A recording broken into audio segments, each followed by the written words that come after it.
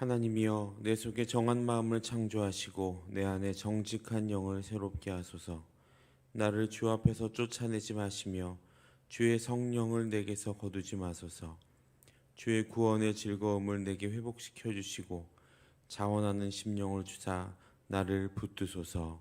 아멘. 구원의 하나님, 오늘도 우리를 불러주시고 주님의 전에 인도하신 주님의 은혜에 감사를 드립니다. 우리에게 구원의 놀라운 선물을 허락해 주신 주님의 그 사랑에 감사하며 우리도 그 사랑에 화답하며 이 시간 함께 예배하오니 우리의 마음을 받으시고 이 예배를 받아 주옵소서. 감사를 드리며 모든 말씀 예수님의 이름으로 기도드립니다. 아멘. 찬송가 520장입니다. 찬송가 520장입니다.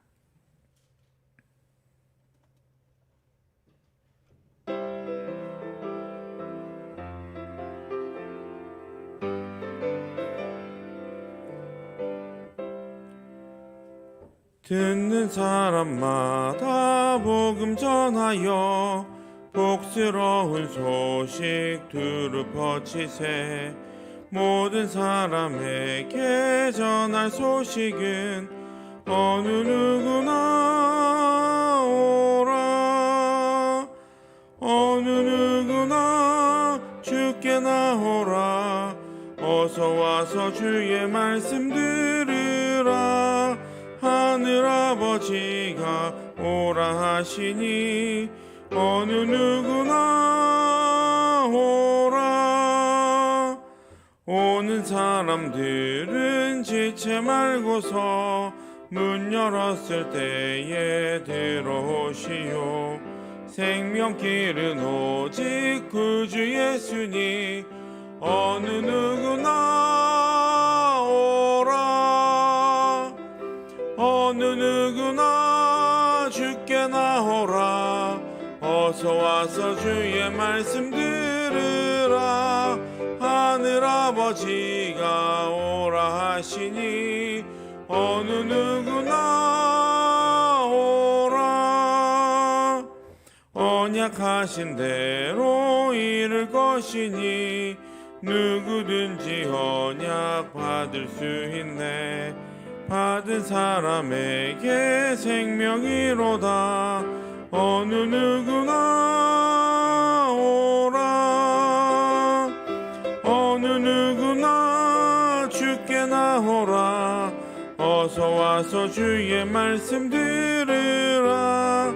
하늘아버지가 오라 하시니 어느 누구나 오라. 찬송가 531장입니다. 531장을 찬송드리겠습니다.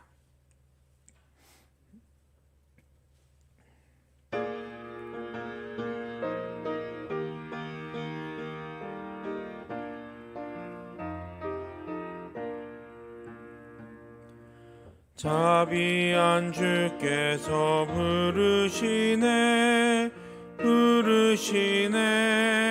부르시네. 사랑의 햇빛을 왜 안 받고 점점 더 멀리 가나. 지금 오라. 지금 오라. 자비한 주께로 지금 곧 나오라. 고달파 지친 자 쉬라 하네. 쉬라 하네. 쉬라 하네. 무거운 짐진 자 다 나오라. 쉬게 해 주시리라. 지금 오라. 지금 오라. 자비한 주께로 지금 곧 나오라. 주께서 지금도 기다리네.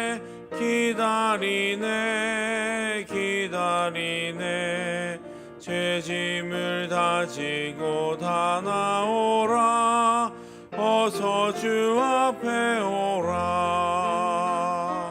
지금 오라. 지금 오라. 자비한 주께로 지금 곧 나오라. 주님의 소리를 들어보라. 들어보라. 들어보라. 그 이름 믿는 자 복받으리. 어서 곧 일어나라. 지금 오라. 지금 오라. 자비한 주께로 지금 곧 나오라. 오늘 우리가 함께 나눌 말씀은 에스겔 8장 1절부터 5절까지의 말씀입니다. 에스겔 8장 1절부터 5절까지 구약성경 1159페이지에 있습니다. 에스겔 8장 1절부터 5절까지의 말씀을 한 절씩 교독하겠습니다.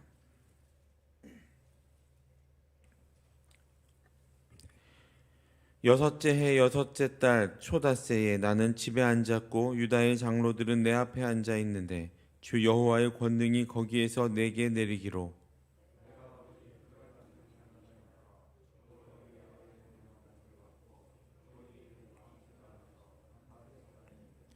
그가 손 같은 것을 펴서 내 머리털 한 모숨을 잡으며 주의 영이 나를 들어 천지 사이로 올리시고 하나님의 환상 가운데에 나를 이끌어 예루살렘으로 가서 안뜰로 들어가는 북향한 문에 이르시니 거기에는 질투의 우상 곧 질투를 일어나게 하는 우상의 자리가 있는 곳이라.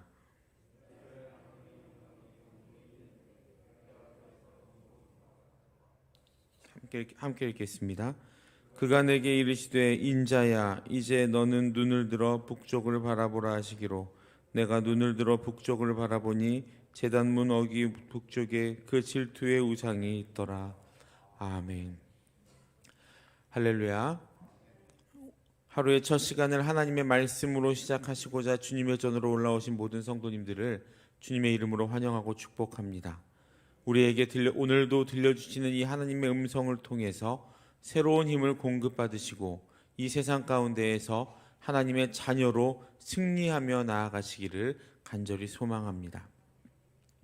이 에스겔서는 우리가 잘 알고 있는 것처럼 그리고 많은 예언서들과 비슷하게 하나님의 백성이었던 이스라엘 백성들의 죄악에 대해서 하나님의 심판이 선포되는 책입니다.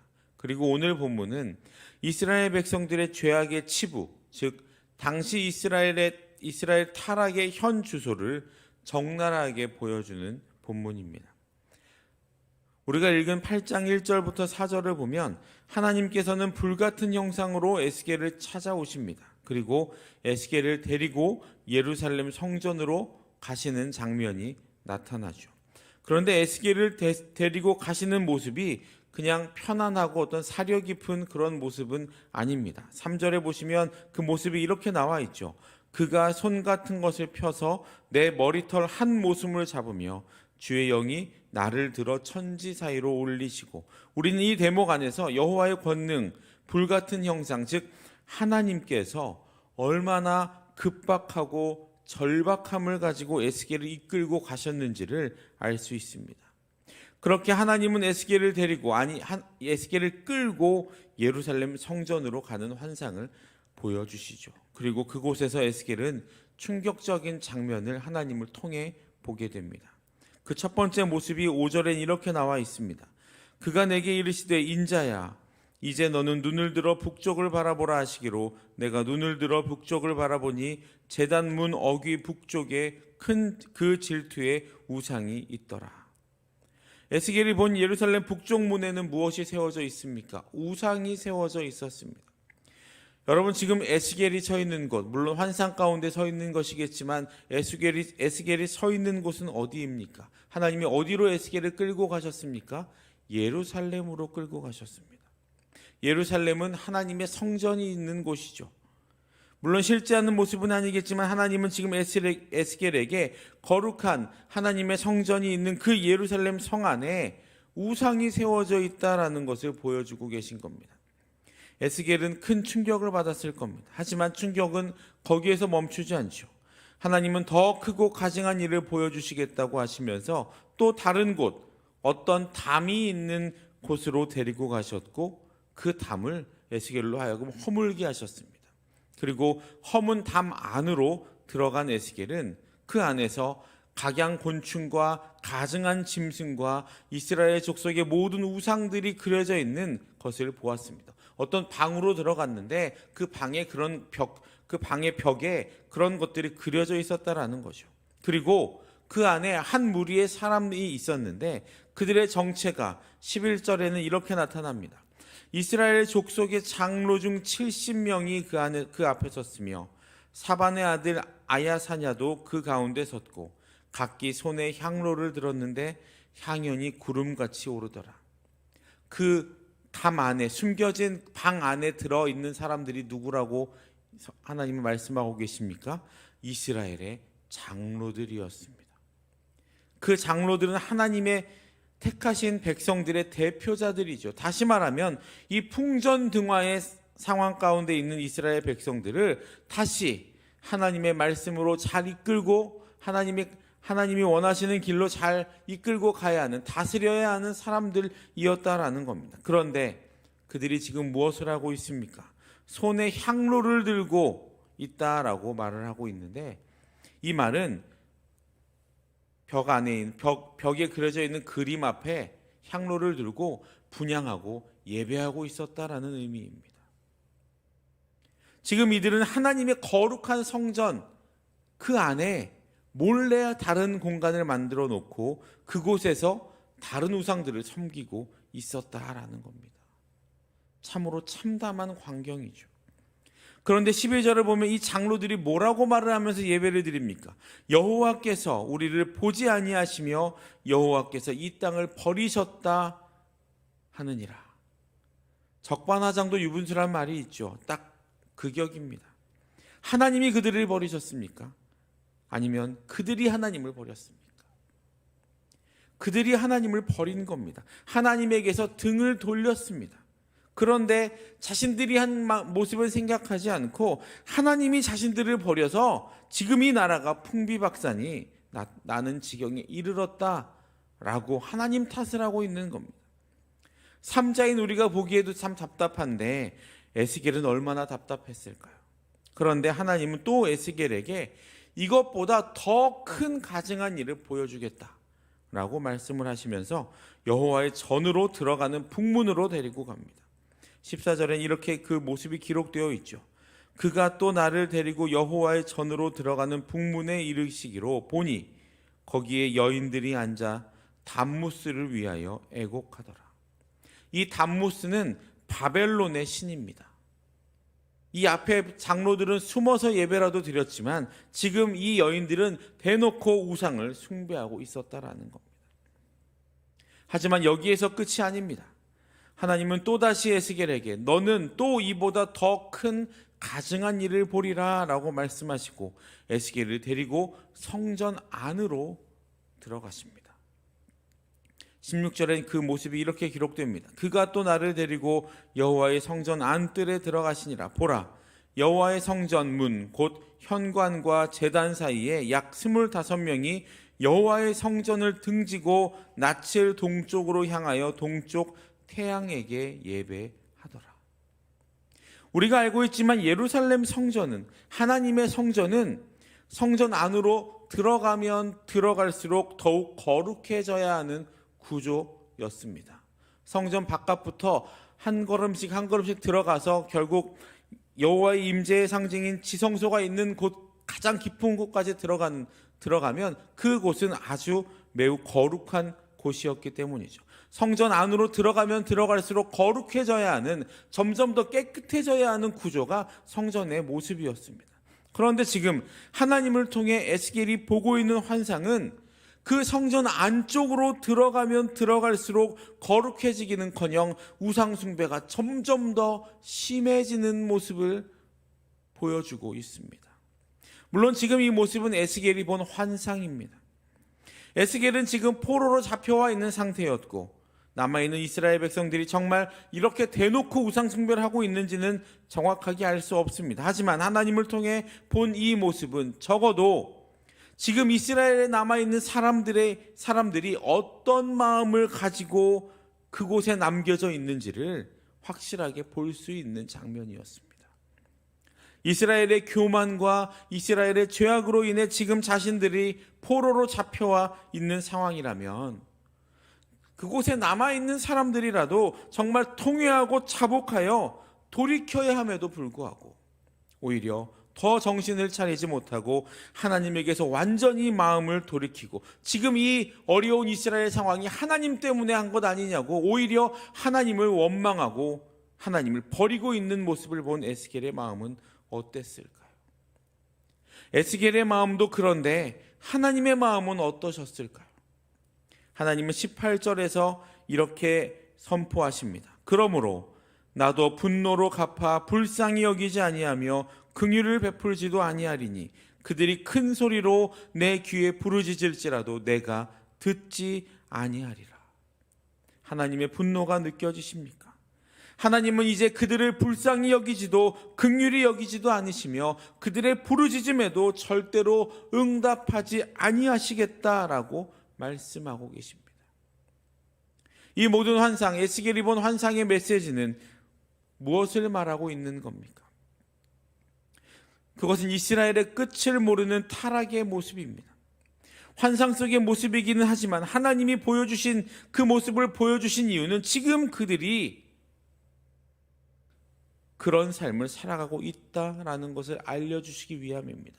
어쩌면 겉모습은 모두가 다 회개하는 것 같고 통회하는 것 같고 하나님께 제사도 잘 드리고 예배도 잘 드리는 것처럼 보일지라도 그 중심은, 그들의 심령과 그들의 마음은 벌써 이만큼 타락했다라는 것을 에스겔에게 알려주고 계십니다.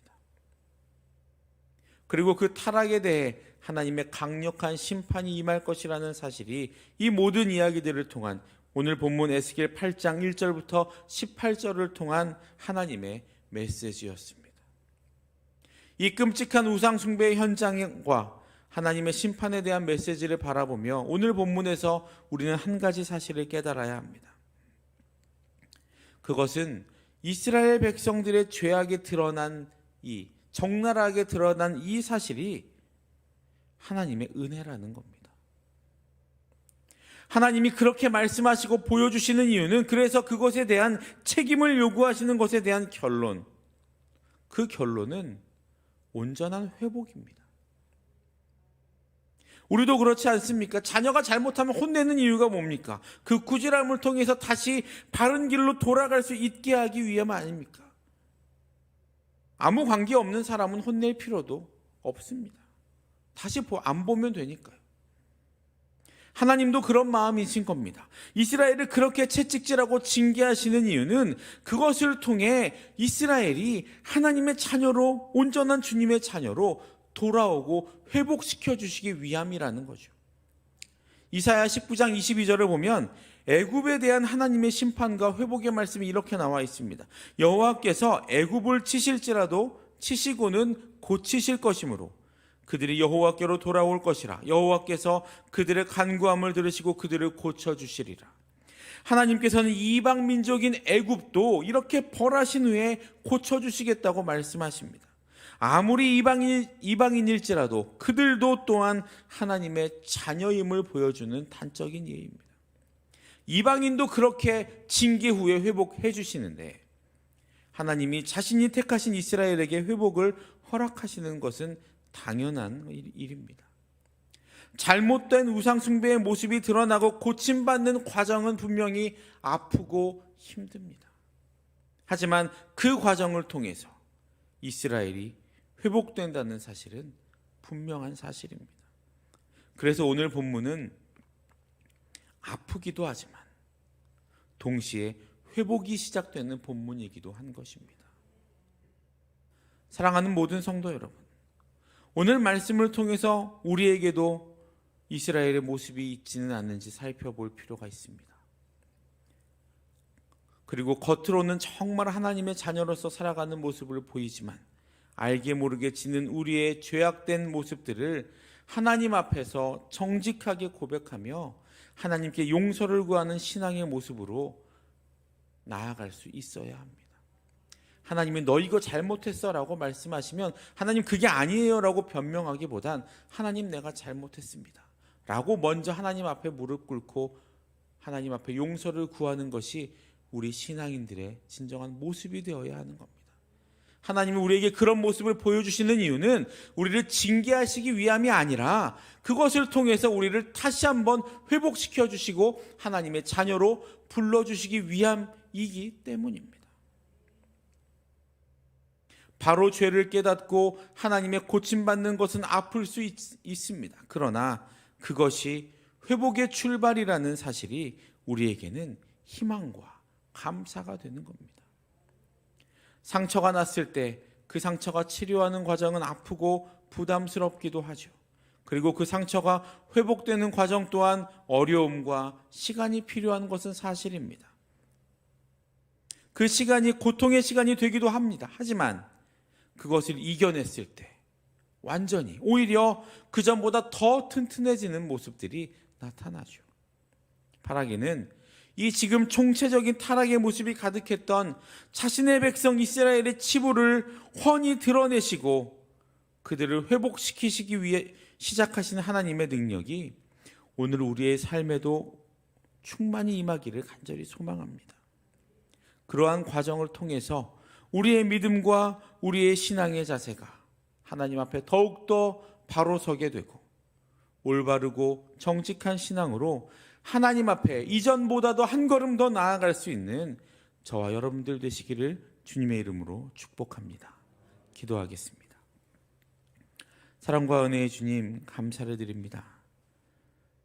죽을 수밖에 없는 죄인인 우리들에게 귀한 은혜와 구원의 은혜를 허락하시고 우리를 주님의 자녀로 삼으신 주님의 은혜에 더욱더 감사를 드립니다. 하나님, 우리가 언제나 주님 앞에서 잘못할 수 있지만 그것을 주님 앞에 온전히 내어놓고 주님 앞에 용서를 구하며 통회하고 자복하는 우리가 되게 하옵소서.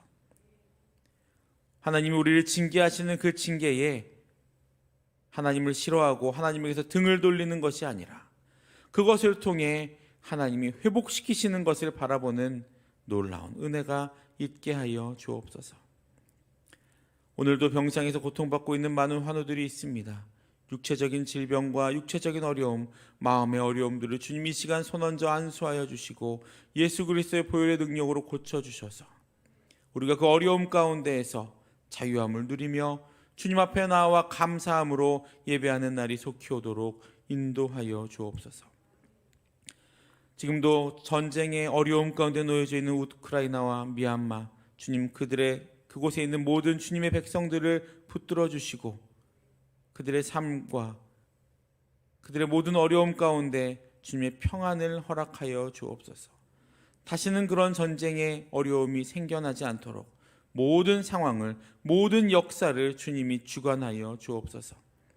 하나님의 은혜로 모든 청빙 절차를 잘 마치고 이제 새로운 담임 목사님을 모시기 위한 또 준비를 하고 있습니다. 하나님, 우리가 기도하며 한 마음으로 준비하게 하시고 새로운 목사님을 통한 하나님의 놀라운 계획이 무엇인지 우리가 발견할 수 있는 영적인 눈과 분별력을 허락하여 주셔서 우리가 한 마음으로 수유동교회를 향한 하나님의 놀라운 계획을 바라볼 수 있도록 인도하여 주옵소서. 오늘도 북한에 억류되어 계신 세 분의 선교사님들을 위하여 기도합니다. 그들의 생사가 어떻게 되었는지 우리는 알 수 없지만 분명한 것은 그들을 통해 북한 땅이 변화될 줄로 믿습니다. 정치적인 통일 또 군사적인 통일이 아니라 복음으로서의 통일이 일어나는 놀라운 은혜가 일어나게 하여 주옵소서. 마음의 소원과 기도의 제목이 있을 첫 번째 예물을 올려드립니다. 435번째, 139에서 140번째, 742번째의 마음의 소원과 기도의 제목을 받아주시고 이 모든 것들이 하나님의 때에 하나님의 방법으로 아름답게 응답되는 은혜가 있게 하여 주시고 하나님께 감사하고 하나님께 올려드릴 기도의 제목들이 더욱더 많아지는 은혜가 있게 하여 주옵소서. 오늘도 하나님의 백성으로 이 세상 가운데 살아가는 우리들의 삶 가운데 하나님 동행하여 주시고 우리가 이 세상 앞에 무릎 꿇거나 넘어지지 않도록 매 순간 붙들어 주옵소서. 감사를 드리며 모든 말씀 예수님의 이름으로 기도드립니다. 아멘. 주기도문 하시겠습니다. 하늘에 계신 우리 아버지, 아버지의 이름을 거룩하게 하시며 아버지의 나라가 오게 하시며 아버지의 뜻이 하늘에서와 같이 땅에서도 이루어지게 하소서. 오늘 우리에게 일용할 양식을 주시고 우리가 우리에게 잘못한 사람을 용서하여 준 것 같이 우리 죄를 용서하여 주시고 우리를 시험에 빠지지 않게 하시고 악에서 구하소서. 나라와 권능과 영광이 영원히 아버지의 것입니다. 아멘. 각자의 기도 제목으로 기도하시겠습니다.